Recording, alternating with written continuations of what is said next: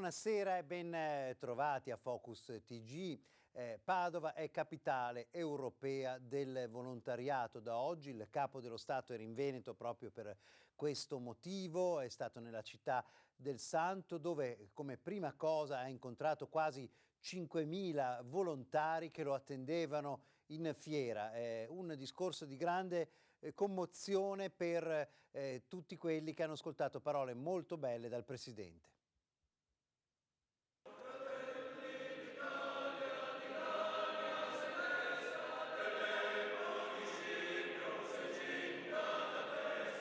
Padova, capitale europea del volontariato. Si tratta di un riconoscimento prestigioso alla città, alla sua cultura di solidarietà. Sale sul palco tra gli applausi scroscianti. Sergio Mattarella si rivolge alle migliaia di volontari arrivati a Padova, diventata ufficialmente capitale europea del volontariato 2020. Un riconoscimento prestigioso ma che conferisce anche una grande responsabilità, dice Mattarella, ricordando che la città ha visto nascere e crescere figure di spicco come Don Luigi Mazzuccato e Francesco Canova, fondatori del CUAM, Monsignor Nervo, padre della Caritas italiana, o Monsignor Pasini, presidente della Fondazione Zancan, che si occupa di ricerca sociale. Il volontariato è votato alla fratellanza e alla pace. Per sua natura è portato ad alzare lo sguardo oltre i confini del proprio borgo, della propria regione, del proprio paese, per guardare all'umanità. L'augurio che Mattarella fa dal palco è quello che entro quest'anno si proceda nell'attuazione della legge sul terzo settore, coinvolgendo i protagonisti, in particolare i cittadini e le istituzioni. Importante anche il passaggio sul servizio civile universale che può dare una mano a ricucire il paese, dice Mattarella riprendendo lo slogan scelto da Padova per quest'anno da capitale del volontariato. Ai giovani si parla anche attraverso gli esempi e la coerenza dei comportamenti. E parlare ai giovani, coinvolgerli, rendere responsabili e lungimiranza.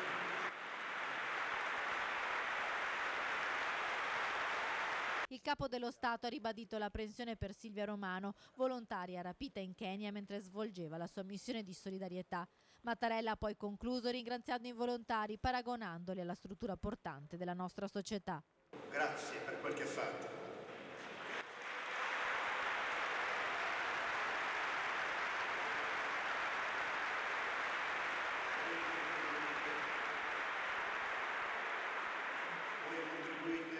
A rendere migliore l'Italia e a presentare una prospettiva di autentica crescita civile in tutta Europa.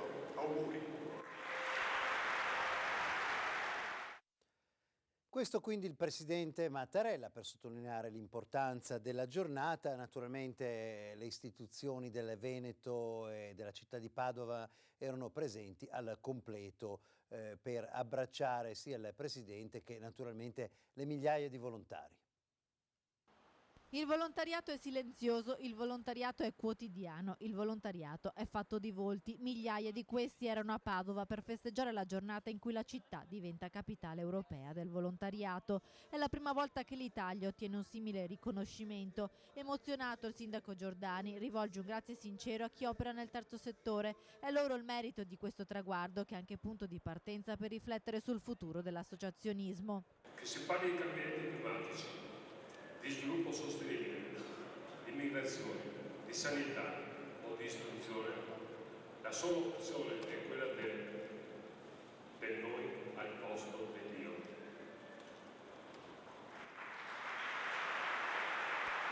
Dopo di lui anche il presidente Zaia racconta il volontariato, fatto di numeri importanti in Veneto, oltre 30.000 realtà associative. Il governatore ricorda anche Tina Anselmi, esempio di volontariato delle istituzioni che 40 anni fa diede vita al sistema sanitario nazionale. Per noi questo è il DNA, sono i tratti somatici di questa comunità, il volontariato. La persona ogni 5 fa volontariato. Quasi 1 milione di veneti, glielo dicevo prima, sui 5 milioni fa volontariato. Il governatore fa un accenno all'autonomia e la sala rumoreggia. Me lo lasci anche dire, anche l'autonomia e la sussidiarietà, quella che lei ha definito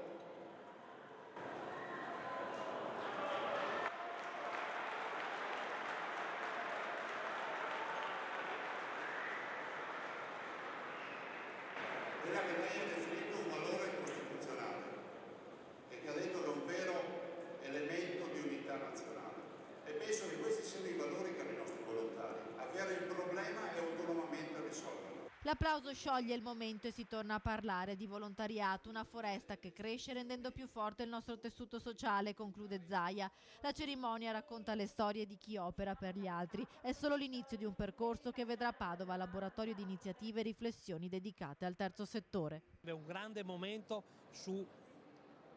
che pensiamo di fare in autunno sulla nuova idea di solidarietà, cioè come coniugare, come costruire, come far dare un nuovo volto alla solidarietà italiana. Insomma, questo la parte istituzionale. Adesso torniamo a parlare dei volontari, però prima il Presidente della Repubblica, appena è uscito dalla fiera, ha avuto una breve ma molto intensa giornata padovana, ha fatto 3 tappe fondamentali, alcune magari qualche spunciotto non è riuscito a farselo perché insomma gli toccavano i doveri istituzionali, però ha visto gli Scrovegni, è andato al Palazzo della Ragione e poi naturalmente al Santo. La prima e la seconda carica dello Stato. Padova ospita per un giorno il Presidente della Repubblica Sergio Mattarella e il Presidente del Senato Elisabetta Casellati e così la città finisce sotto i riflettori nazionali. Come sempre rigido e puntualissimo il cerimoniale del Quirinale. Il Capo dello Stato arriva al padiglione 8 della fiera poco prima delle 11 con una manciata di minuti di ritardo. Ad accompagnarlo la sua scorta personale, ma anche 130 uomini della polizia e alcune decine di carabinieri. L'auto, con le classiche bandierine sul cofano, è seguita anche da un pulmino dei carabinieri con le autorità a bordo. Poco dopo mezzogiorno il corteo presidenziale lascia la fiera per fare visita al sindaco in municipio, quindi a Palazzo Moroni, ai musei civici e alla Cappella degli Scrovegni. Tutte tappe brevi, accompagnato dalle autorità. Ad attenderlo gruppi di cittadini che lo applaudono. Davanti a Palazzo Moroni il presidente stringe anche qualche mano. Attorno alle 13:20 infine visita privata alla Basilica del Santo, una tappa voluta espressamente da Mattarella, che trova ad attenderlo solo i sacerdoti della Basilica, la senatrice Casellati e il prefetto, mentre tutte le altre autorità non sono coinvolte nella visita al Santo. Anche qui accolto con affetto dalla gente, non molta perché i percorsi e orari della giornata padovana erano rimasti riservati fino alla fine. Ciao. All'uscita si trattiene con gli alunni della primaria Monsignor Liviero di Via del Santo, con le suore e gli insegnanti e così, quasi simbolicamente, la giornata padovana si conclude con i bambini. No alle autocelebrazioni, sì agli aiuti, al lavoro concreto. Nel 2020 il volontariato farà un salto di qualità anche naturalmente in Veneto. Associazioni, politica, gente comune, il volontariato ha bisogno di tutti a Padova, in Veneto e in Italia e così la cerimonia di inaugurazione dell'anno del volontariato diventa l'occasione per le istituzioni per annunciare l'impegno concreto a sostegno delle 4.000 associazioni iscritte negli albi regionali del volontariato. Un sistema anche formato da tante piccole associazioni che noi vogliamo tutelare e salvaguardare. Questo anno di Padova Capitale del Volontariato ci permetterà anche di fare questa riflessione e di creare un percorso proprio per valorizzare e sostenere il nostro volontariato. In ballo c'è la riforma del terzo settore con luci e ombre secondo la Regione. L'importante è tutelare il mondo delle piccole associazioni fondamentali per il sistema volontariato del Veneto. Il 2020 deve essere un anno di iniziative concrete, non di autocelebrazioni. Non vorremmo che fosse un anno di celebrazione, ci piacerebbe che fosse un anno di riflessione, di convegni, di guardarci dentro e poi vorremmo che questo fosse un punto per ripartenza, una ripartenza di contaminazione, di progetti, di creare delle sinergie generative che possano dare qualche cosa in più. Il Capo dello Stato Sergio Mattarella dal palco della Fiera di Padova ha chiesto intanto di istituire anche una capitale italiana del volontariato oltre a quella europea. Ed è giusto farlo, però devo dire anche una verità, forse non c'è soltanto una capitale del volontariato, ve ne sono tantissime, vi sono ovunque momenti dove le persone si ritrovano per poter collaborare insieme. È chiaro che Padova ha espresso nella sua storia tantissimo volontariato e una regione come il Veneto dove c'è un fulcro, dove c'è la capacità di poter realizzare tante opere per gli altri. Di certo il 2020 sarà un anno da ricordare per il 1 milione di volontari del Veneto. Loro devono essere protagonisti e trovare il sostegno unanime di cittadini, istituzioni e Stato. Quindi il volontariato è nel DNA del popolo veneto, radicalmente diffuso in 1000 campi. Alcune storie sono piccole ma importantissime, altre sono grandi e ben conosciute. Una storia veramente importante, per esempio, è quella dei Medici con l'Africa, QAM. 6.466, tante le associazioni di volontariato di Padova, associazioni nate per intuizione di uomini e donne di un passato recente che hanno speso la loro vita nel segno del dono agli altri nella gratuità. 2 sacerdoti, Don Giovanni Nervo e Don Giuseppe Pasini, fondatore il primo, direttore per anni il secondo della Caritas Italiana. E poi Antonio Papisca, fondatore al BO, prima università in Europa a Faro del Centro di Ateneo per i diritti umani.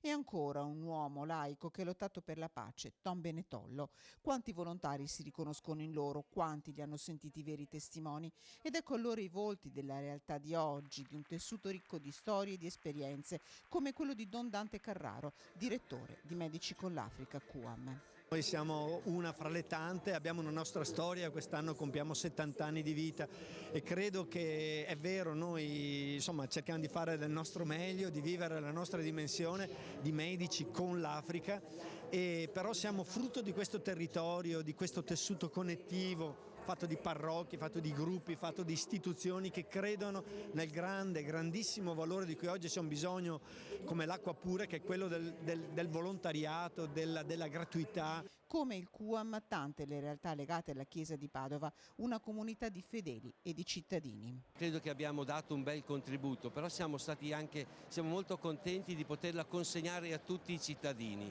perché l'esperienza della solidarietà e dell'attenzione che è più in difficoltà, che nasca anche dalla libertà, dalla spontaneità personale, penso che sia un'esperienza che arricchisce ogni uomo. Chiesa e società civile impegnata verso gli altri, come i 350 volontari dell'AVO operativi in tutti gli ospedali della città. Questa è la nostra missione, essere vicini, ascoltare, anche qualche volta in silenzio, ma esserci, che è la cosa più importante. Ci fermiamo con una pausa, poi altre notizie dalla regione.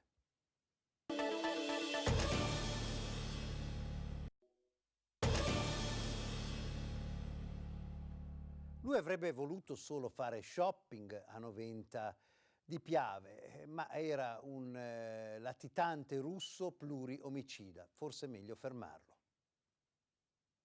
Ai carabinieri al momento dell'arresto ha detto che si trovava a Noventa di Piave per far shopping presso il noto outlet. Si trova ora in carcere a Venezia in attesa dell'estradizione verso la Federazione Russa. Il 51enne pluriomicida russo, latitante e ricercato in tutto il mondo. Sono state proprio le sue generalità fornite in albergo a Noventa a far scattare l'allert della banca dati delle forze dell'ordine, mentre risultava che nella stanza accanto alla sua c'erano alloggiati moglie e figlioletto.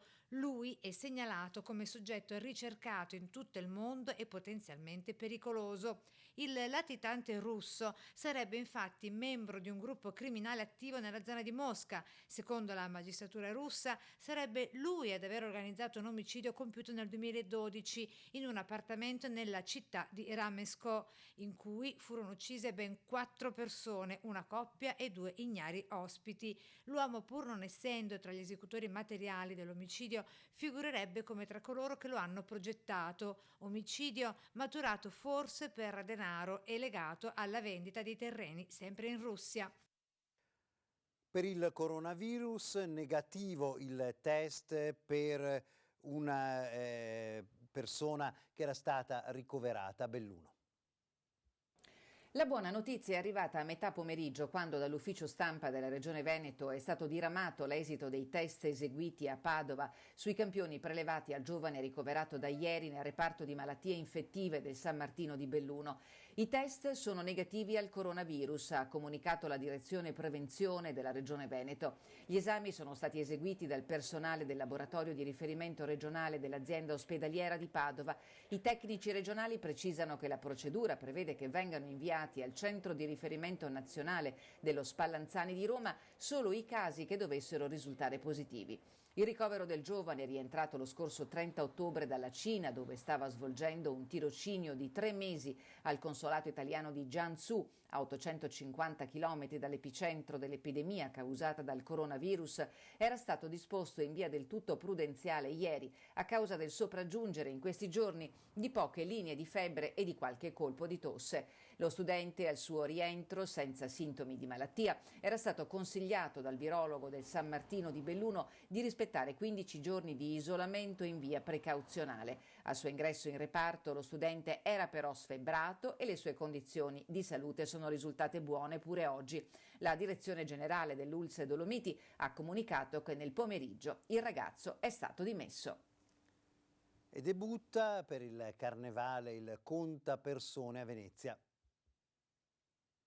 I contapersone che dovrebbero cominciare a dare i primi dati per Carnevale. Devo dire che sono stati dei buoni incontri, ieri eravamo sul palco anche di San Marco per il Carnevale e abbiamo fatto vedere che macchina organizzativa abbiamo. I 34 sistemi di controllo che permetteranno di contare quante persone transiteranno nei punti caldi della città verranno attivati in via sperimentale con il Carnevale. Macchina organizzativa che, per quanto attiene ai contapersone, vede un sistema misto tra sensori, telecamere e wifi per monitorare costantemente la situazione con un rilascio di dati ogni 25 centesimi di secondo. Informazioni che, una volta elaborate dai software dedicati, raccontano della densità di persone presenti in un preciso momento e la loro velocità di movimento. Sarà così possibile prevedere a che ora i pedoni arriveranno in un determinato punto critico e deviarli in un'altra zona, in modo da non intasare o bloccare la circolazione pedonale, visti gli afflussi eccezionali che si spera arrivino con il Carnevale e con cui la città auspica di risollevarsi dopo la batosta acqua grande e coronavirus, dice la Mar. Il Carnevale ha una sua specificità, nel senso che il Carnevale è legato ai weekend. Prima del coronavirus le prenotazioni erano discrete, adesso vediamo cosa succederà. Chiaramente il turismo ne ha risentito dell'acqua grande e poi ha risentito anche del coronavirus. Vediamo. Un intervento avvenuto a Treviso, al Cafoncello, per un bambino di 9 anni affetto da gigantismo. Un intervento eccezionale, delicato, durato diverse ore. Il paziente è un bimbo di 9 anni affetto da gigantismo provocato da un tumore ipofisario. Il piccolo, che è stato seguito dalla pediatria di Vicenza, ha raggiunto 1,65 m. Ad operarlo al Cafoncello un team composto da Massimo Sonego di Otorinolaringoiatria e 2 neurochirurghi, Jacopo Del Verme e Domenico Billecci. Il gigantismo è una rara condizione clinica caratterizzata dall'eccessivo accrescimento somatico. Nel momento in cui questo ormone, per la presenza di un tumore benigno, ma comunque di un tumore, produce in eccesso durante la fase di sviluppo questo ormone, ecco che le dimensioni in altezza del piccolo diventano notevoli. Se non corretto, l'aumento della statura avrebbe potuto associarsi a patologie del sistema cardiocircolatorio e del sistema scheletrico sottoposto ad anomali sollecitazioni. Come sta ora il bimbo? Il bimbo sta molto bene, è stato dimesso, è stato controllato anche sotto il profilo anatomico delle fosse nasali e va tutto bene. L'ho visto, è in piedi, cammina, è felice, non ha alcun segno invasivo perché l'intervento si fa per via endoscopica, per cui nessun taglio, nessuna incisione.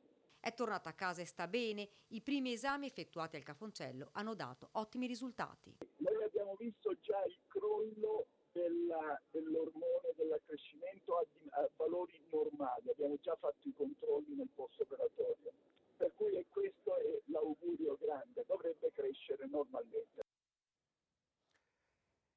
Ci fermiamo per una pausa, poi parliamo di monitoraggi, di controlli sul territorio del Veneto e insomma del nostro ambiente da preservare.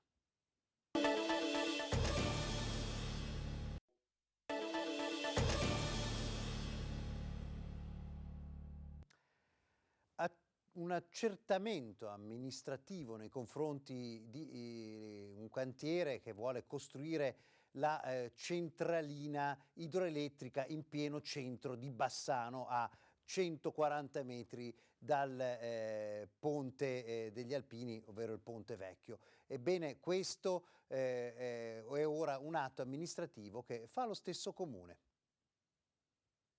La linea difensiva della giunta di Elena Pavan sulla più che curiosa vicenda della centralina idroelettrica che mani private vorrebbero a tutti i costi costruire su terreno pubblico è che loro non stanno facendo nulla per fermare lo scellerato progetto, parole lo ricordiamo, di Italia Nostra, perché non sarebbe una cosa di loro competenza. L'assessore ai lavori pubblici Andrea Zonta addirittura lo dice in intervista e lo ribadisce persino sui giornali. Allora, informiamo i nostri telespettatori che a Bassano, in comune, la mano destra non sa quello che fa la mano sinistra. O per essere più chiari, se la giunta sostiene di essere incompetente su una centralina idroelettrica in piena città, con esplicite dichiarazioni dell'assessore e totale assenza di dichiarazioni del sindaco Elena Pavan, come mai invece i tecnici non solo ne sono informatissimi, e addirittura hanno avviato per il cantiere della centralina un provvedimento amministrativo ai sensi dell'articolo 7 e seguenti della legge 241/90 sulla preventiva valutazione della soprintendenza degli interventi eseguiti in via Pusterla. Insomma, il comune sarebbe totalmente incompetente sulla vicenda dove lo stesso comune avvia un procedimento amministrativo, informando sia la ditta privata che la soprintendenza archeologica, la regione Veneto e il Genio Civile di Vicenza. I tecnici del comune scrivono ricordando che l'area di via Pusterla è sottoposta ad un vincolo, richiamandosi anche al regolamento comunale, e si invitano le società e la direzione dei lavori a far pervenire al settore urbanistica del comune di Bassano, e non di Canicattì, gli opportuni chiarimenti richiesti su manufatti di sbarramento sul canale di derivazione. Insomma, altro che incompetenti. Secondo gli uffici comunali, Bassano nei procedimenti amministrativi c'entra e come. Ora, chi glielo dice a sindaco e ad assessore? Se non lo sanno dagli uffici comunali, per questa volta li informiamo noi, in puro spirito di servizio alla città. Dopo lo stop di qualche giorno sono riprese le ricerche per trovare un 42enne che è scomparso da 2 settimane sul monte Pasubio. Sono riprese in mattinata le ricerche di Daniele Mezzari, il 42enne di Montecchio Maggiore, di cui da 2 settimane non si hanno più notizie dopo che il 26 gennaio era salito a rifugio Balasso a Valli del Pasubio, probabilmente per un'escursione. Immediatamente erano scattati i soccorsi e le ricerche che hanno visto impegnati fino ad un centinaio di persone, tra vigili del fuoco, soccorso alpino e volontari, ma del 42enne sembrano essersi perse le tracce. La scorsa settimana si erano alzati in volo anche l'elicottero e droni per perlustrare dall'alto l'area di ricerca. Nei giorni scorsi il prefetto aveva fatto interrompere le perlustrazioni e convocato i soccorsi per fare il punto della situazione e individuare nuove modalità. Stamane la ripresa delle ricerche sempre con l'elicottero dei Vigili del Fuoco di Trento e i droni del Soccorso Alpino Speleologico Veneto. Le ricerche si starebbero concentrando in quelle aree più pericolose e impervie. Veneto Strade ha presentato il suo sistema di monitoraggio per ponti e gallerie. Inutile dire che stiamo parlando di un argomento più che delicato.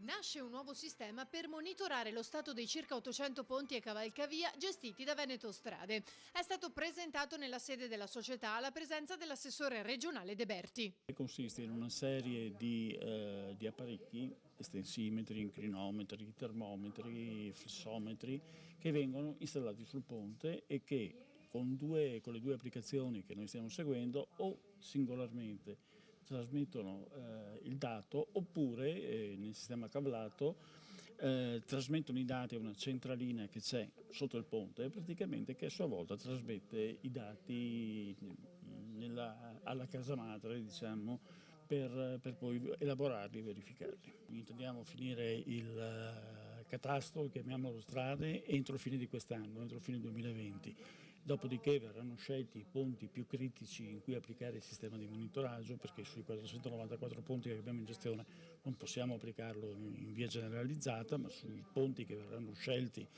perché hanno delle problematiche particolari rispetto agli altri, diciamo che entro fine 2022 2021, metà 2022 potrebbero essere installati tutti. Il progetto è in collaborazione con l'Università di Padova e tra i fondi già stanziati dalla Regione e quelli che arriveranno si parla di 30 milioni di euro. La sicurezza stradale per la Regione Veneto è un obiettivo fondamentale e è anche uno degli obiettivi del piano regionale dei trasporti, e abbiamo intenzione di far diventare questo stanziamento di 5 milioni all'anno uno stanziamento strutturale. Sicuramente questi 15 milioni avvieranno questo progetto, ma poi i 5 milioni annuali saranno necessari per poter dare garanzia di sicurezza stradale ai cittadini. Ad essere monitorati però non saranno solo ponti e cavalcavia. Noi abbiamo 60 gallerie in gestione in provincia di Belluno e anche quelle vanno monitorate, perché anche quelle possono costituire un potenziale pericolo per gli utenti della strada. Sulle gallerie stiamo sottoscrivendo un protocollo d'intesa con ANAS per uniformare i sistemi di monitoraggio. Qualcuno si è portato via i mattoncini di una bellissima dimora del 1600. Chi ha sottratto nel tempo i mattoncini della cinta muraria alle mie spalle di Villa Levi Morenos, edificio del 1600 e quindi di grande pregio storico? Se lo chiedono in tanti qui in via Naritti a Mira, e per questo ci hanno scritto. Il presunto furto a carico di questa meravigliosa villa, che dalla centrale via Nazionale si può ammirare nella sua interezza, e tra i luoghi italiani del FAI da non dimenticare, tra le dimore del cuore da preservare e tutelare come previsto dai vincoli della Soprintendenza dei Beni Culturali. Noi ci passiamo davanti, ma vede qua adesso è in piedi per miracolo, di là è caduta, l'hanno tirata su è una villa antica. Per questo abbiamo chiesto conto direttamente al sindaco. Abbiamo raccolto la segnalazione, adesso anche noi faremo le nostre verifiche. Certamente il muro abbiamo visto che ha perso dei mattoni, quindi andiamo a cercarli. La spiegazione più logica è che qualcuno, approfittando della naturale confusione dovuta ai cantieri dei recenti restauri del comune, sia riuscito abilmente a sottrarli senza dare nell'occhio. Questa è una delle tante situazioni di decadenza dei nostri monumenti, delle nostre ricchezze storiche dell'Italia, purtroppo è così. Villa Levi Morenos, acquistata negli anni 90 per oltre 3 miliardi di vecchie lire, è stata aperta al pubblico per un solo giorno nel 2002. Mattoncino dopo mattoncino la cinta muraria si è abbassata, come vediamo dalle immagini. Dopo quasi 20 anni, riaperti solo di recente al pubblico i preziosi giardini ornati di mirabili statue e fitto mistero. È un giardino all'italiana, accessibile, quello di fronte alla strada principale, dove se si potesse vedere dall'alto si vedrebbero anche delle bellissime note musicali disegnate con il bosso, quindi io consiglio a tutti, se sono a Mira, di farci anche una passeggiata. Torneremo a monitorare il blocco della sparizione degli storici mattoncini della cinta muraria. In questo modo riusciremo a mettere in sicurezza tutto il perimetro del muro, perché altrimenti c'era il rischio che potesse crollare tutto. Chiaramente i mattoni, no, sono importanti, bisogna anche però saperli mettere insieme e soprattutto mantenerne la storicità. Insomma, anche perché non si tratta di mattoncini delle Lego, ma di mattoncini storici. Fa discutere intanto l'installazione a Londra di un bancomat del Prosecco alla Spina nel centro della città appena fresca di Brexit. È un distributore automatico di calici di Prosecco creato su iniziativa di una vineria della capitale inglese. Immediata la reazione del presidente del Consorzio di tutela del Prosecco, Stefano Zanette, secondo il quale rappresenta una frode nei confronti dei consumatori inglesi, oltre che un serio danno d'immagine per la nostra denominazione. Il Consorzio si è attivato con i propri legali per contrastare l'illegittimo riferimento alla denominazione di Prosecco. Dicono andranno avanti contro chiunque in Italia e all'estero per chi continuerà a somministrare Prosecco alla Spina vendendolo come Prosecco quando Prosecco non è. Grazie per averci seguito, una buona serata.